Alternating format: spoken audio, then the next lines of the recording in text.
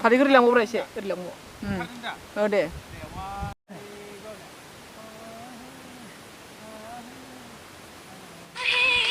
जागोन दे दे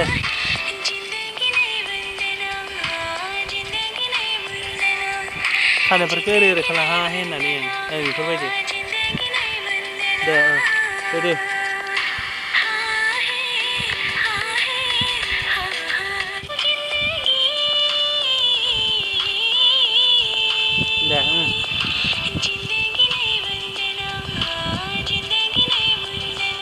आखाइखौ मोननैजोंबो हम दसे हगार बेफोरबायदि दे रेडि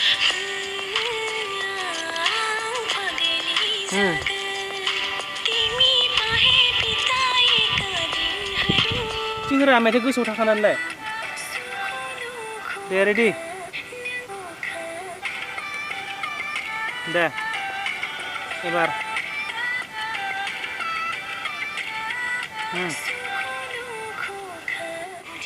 खनफाखा एक्टिं खालामफाखा दे एबार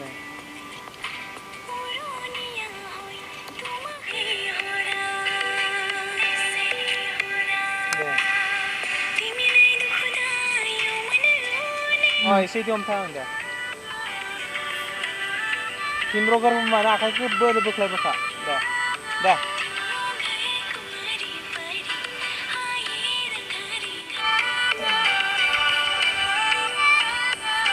खराव एसे बोख्लाय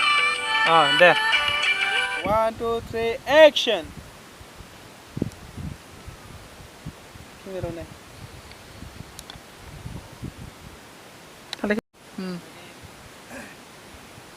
दे जाबाय दे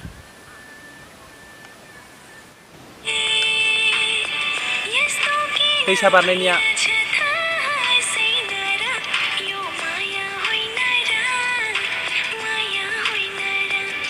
एबार दे रेडि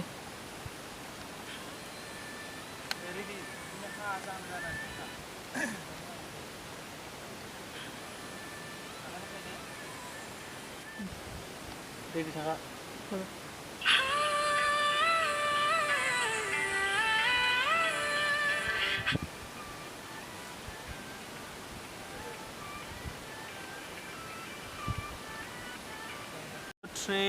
एक्शन